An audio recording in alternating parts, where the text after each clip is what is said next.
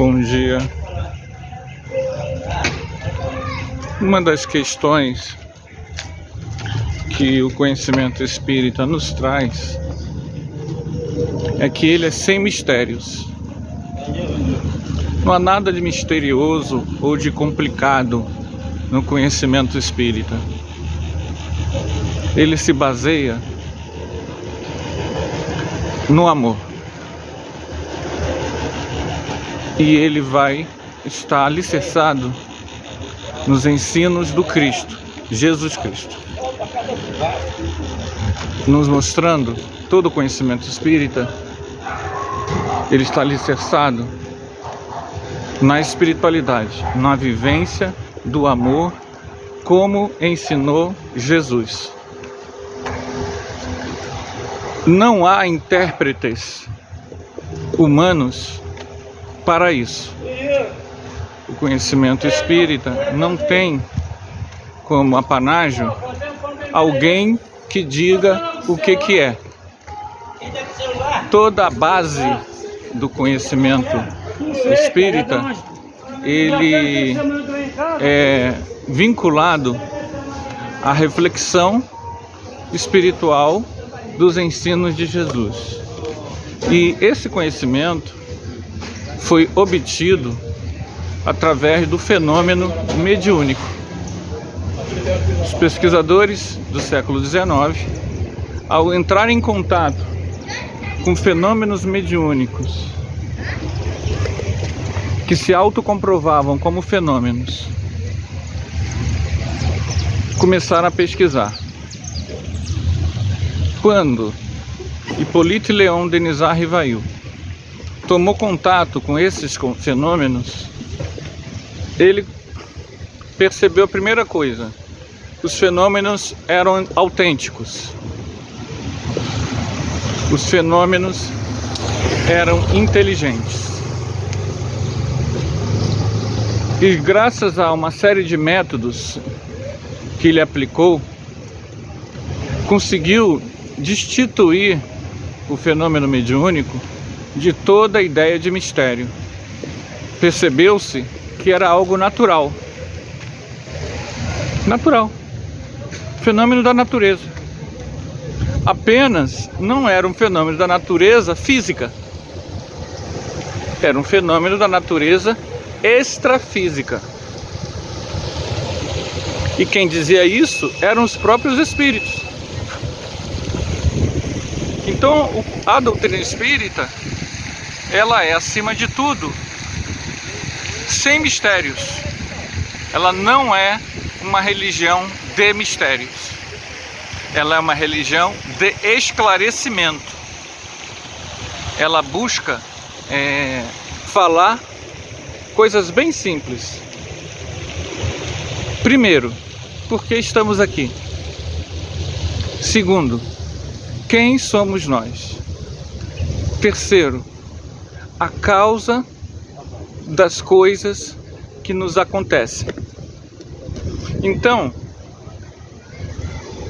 ela não tem grandes coisas, coisas escondidas, não.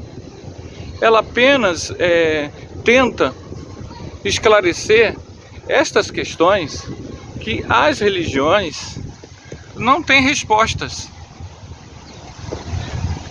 Ou seja, respostas não humanas, respostas. As religiões têm resposta para tudo. O que você perguntar numa religião, ela vai dizer segundo a religião, e está tudo certo. A pessoa que é ligada a essa ou aquela tradição espiritual está feliz, ótimo. Não é isso que eu quero dizer. Eu quero dizer que são, em geral, respostas ligadas a uma certa tradição religiosa antiga, trazida por não sei quem, não sei quando. O conhecimento espírita, ele é aberto, por isso ele é uma ciência. Mas ele é complexo, porque ao investigar o lado espiritual do ser humano, ele nos mostra que Jesus tinha razão. Os ensinos de Jesus trazem felicidade. E basicamente nos mostra que todos aqueles que falam do amor altruístico, aquele que se doa, aquele que se entrega, aquele que diminui o apego e o egoísmo, todos que trouxeram essas informações eram inspirados divinamente. Sendo que Jesus, que não só falou, mas viveu, e, levando até o auto-sacrifício, pelo amor, pelo ideal de amor, pelo ideal de curar, auxiliar, amparar, socorrer, proteger, como Jesus fez, é o máximo que um ser humano pode fazer em vida. Se um ser humano usar esses princípios essenciais, independente da crença, e aí a doutrina espírita vai esclarecer isso, independente da crença que a pessoa possua, ela será feliz em vida, ela encontrará plenitude em vida. São valores difíceis de serem vividos? São. Mas o conhecimento espírita, ele é baseado não numa crença porque alguém está dizendo, porque Allan Kardec disse, porque Chico Xavier disse, porque Leon Denis disse. Não. Ele é baseado numa lógica. Por isso Kardec disse que a doutrina espírita é uma obra em aberto, não dogmática. Ela é uma obra aberta porque sempre que surge um conhecimento, por exemplo, da área da ciência humana, que bater com alguma informação da doutrina espírita, ela vai corrigir-se. Porque nós buscamos o mapeamento da realidade do ser, a realidade como um todo. A área espiritual, a doutrina espírita estuda. A área física, material, essa que a gente vê, os seres humanos estudam, sendo que uma é a base da outra. A realidade espiritual antecede e é a base da outra. Nós temos os informes dos espíritos e eles nos dizem uma coisa que é fundamental para a gente compreender toda a lógica espírita, que é, vou dar um pause aqui para dar a música que está tocando, a reencarnação. A reencarnação é a base de todo esse processo. Nós somos aqui reencarnados. Entender isso, você vai entender todo o resto da lógica espírita. Não existe inferno, existe reencarnação. Por que você nasceu neste país? Por que você nasceu nesta família? Por que você é de um jeito, seu pai é de outro, seus irmãos são de outros? Por que um irmão nasce com problemas mentais e você não? Por que uma família nasce toda ela com problemas mentais? Por que pessoas nascem pobres e miseráveis? Por que há tanta injustiça no mundo? Todos esses conhecimentos, a reencarnação esclarece. Esclarecer não é passar pano, não é dizer assim, isso tem que ser assim, não é uma justificativa que poderia até ter conotações econômicas, políticas, sociais, não é nada disso, porque a lei é de amor. Então, na verdade, o sofrimento humano, ele também existe para que os outros que não estão sofrendo se solidarizem. E ao se solidarizarem, construam dentro de si o reino de Deus, que só pode ser construído internamente. E será coletivo quando todos se conscientizarem da ajuda mútua, da solidariedade, da fraternidade. Então a reencarnação nos mostrando que nós já vivemos aqui antes e que nós somos hoje construtores do nosso futuro amanhã. Quando você toma conhecimento disso, não com uma crença, você tem que estudar, ver a lógica filosófica, ver os diversos casos que existem, que narram sobre a reencarnação, os casos ligados a rememoração de crianças em todo o mundo, os casos ligados às informações mediúnicas comprovadas de reencarnação, os casos ligados às suas próprias rememorações, os casos ligados a terapias de vidas passadas, mostrando casos bem interessantes, que tem comprovação bem surpreendente. Então, se você tem a mente aberta, perceberá que um ser humano não pode ser condenado eternamente, que é a visão do inferno. A pessoa é condenada por um erro de uma vida que muitas vezes não justifica, mas como qualquer estudo que a gente possa fazer, foi motivado pelas condições sociais e culturais que a pessoa vivia. O próprio vídeo mesmo que a gente postou ainda há pouco sobre idiotismo cultural mostra isso. Muitas vezes nós erramos e cometemos erros não porque a gente era mal, mas porque a sociedade era doente e trazia valores doentes, como é o caso da escravidão. Muita gente tinha escravo porque a lei permitia. O que ela não tinha era justamente sensibilidade para entender que a dor do outro é igual à sua. Se ela tivesse essa sensibilidade, ela não escravizaria ninguém. Se ela tivesse o quê? Refletido e meditado na moral essencial de Jesus. Mas o que aconteceu desde de 1500, 1489 por aí em diante, é que a própria religião oficial passou pano, usando até muitos teólogos argumentos que ou minimizavam ou respaldavam a escravização. Então, o que a doutrina espírita mostra pra gente? Que isso é humano, isso é teologia humana. Isso nada tem a ver com o conhecimento que nos aproxime da divindade. Por quê? Porque o que nos aproxima da divindade é o amor.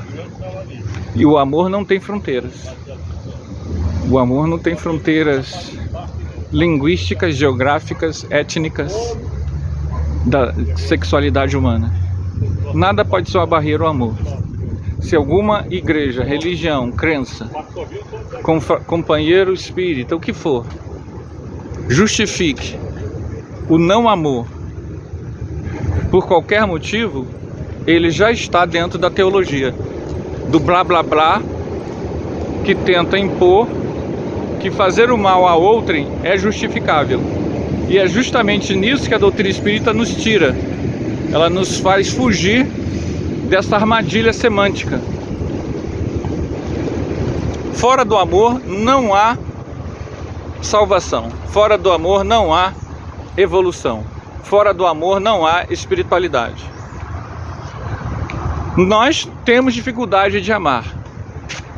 Isso é fato. Nós temos dificuldade da fraternidade. Também é fato. Mas o que a doutrina espírita nos mostra é que, como espíritos imortais criados pela divindade, pela causa primária, o amor é a solução. Então, independente da crença que você possua, a ação da fraternidade, do socorro, do auxílio, sempre será o melhor caminho, sempre será a melhor solução. As justificativas para a violência, o ódio, a piada, o que quer que seja, elas sempre são justificativas mentais, culturais, teológicas, que não estão alicerçadas na realidade pura e simples do espírito imortal. Nós somos espíritos imortais, reencarnados, e estar reencarnado é buscar se tornar um ser humano melhor, mais fraterno, mais amoroso, mais linkado com toda a vida que existe no mundo. O lucro não justifica nada, o poder não justifica, a violência não se justifica. A impaciência não se justifica. Mas isso é uma construção. Eu sei que falar é fácil. E a gente pode cair, ao falar sobre esses temas, na armadilha do ego. Das pessoas que assistirem pensarem que quem está falando, por que está falando, é mais evoluída. Não é o caso na doutrina espírita.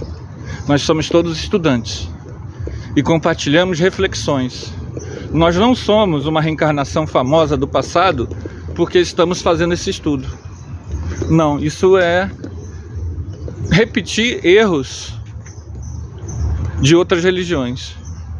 O fato de você estar falando sobre esse tema não te dá 1 grama a mais de evolução. Ao contrário, o que dá 1 grama a mais de evolução é se você é generoso, se você é afável, como você lida com os problemas familiares, como você lida com as pessoas da sua família que pensam diferente, como emocionalmente você lida com a contrariedade, como essa agora. Isso é que respalda o nosso processo evolutivo.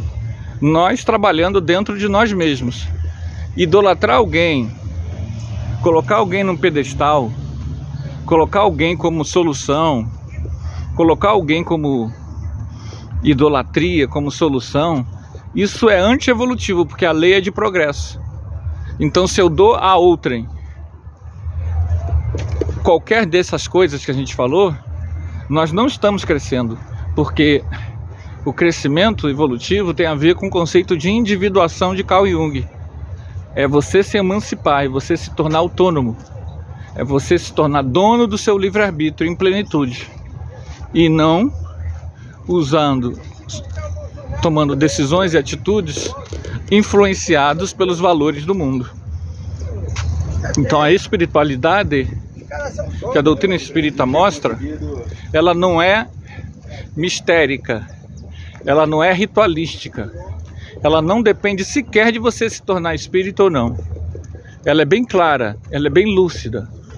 E o conhecimento da reencarnação, a partir do paradigma espírita, é libertador, é emancipador. Ele não te prende a nenhum dever, ele não te prende a nenhum favor, ele não te prende a nenhum guru, ele não te prende a nenhum fenômeno ou prática. Ele esclarece. Então, se tem uma filosofia que está livre de dogmas, não quer dizer que nós, aqueles que a seguem, não estejamos nós sujeitos no espaço e tempo a nossas opiniões, a nossos valores.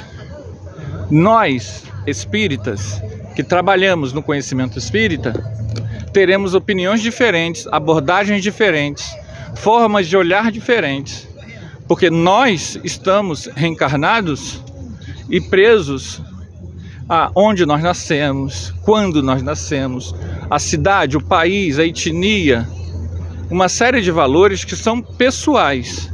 Logicamente, ao nos debruçarmos perante o conhecimento espírita, na hora de nós repassarmos o mesmo, isso vai junto. Não é possível que não haja a gente, quando pesquisa em história, cada historiador traz consigo a sua bagagem cultural, emocional, espiritual, familiar. E também, ao se debruçar sobre a doutrina espírita, a mesma coisa. Cada trabalhador vai trazer consigo uma questão de afinidade, limitações, preocupações. Pessoas que foram muito tempo, muitos séculos, muitas vidas dentro de igrejas religiosas, serão pessoas mais ligadas, por exemplo, a um pensamento único, a um pensamento fechado, a lutar pelo isolamento das suas próprias ideias e a condenação das ideias de terceiros. E isso a doutrina espírita não passa, mas a gente, nós, os reencarnados como espíritas, passamos. Isso também faz parte. E é um exercício de maturidade entender a diversidade dentro do próprio movimento espírita. Todo aquele que arbitra isto é o doutrina espírita e aquilo não é, a pessoa está demonstrando apenas e muito quem ela é e as suas origens desta encarnação e de outras encarnações em religiões dogmáticas, né? E isso faz parte, a gente olha, compreende e entende, porque todos nós estamos dentro de um mundo de provas e expiações, que significa que a gente é imperfeito. E essas imperfeições, elas não são apenas para a gente admitir como falsa modéstia. Essas imperfeições estão mesmo alicerçadas no próprio processo de compreender a realidade, que a gente nem percebe. Ok? Então ficamos por aqui.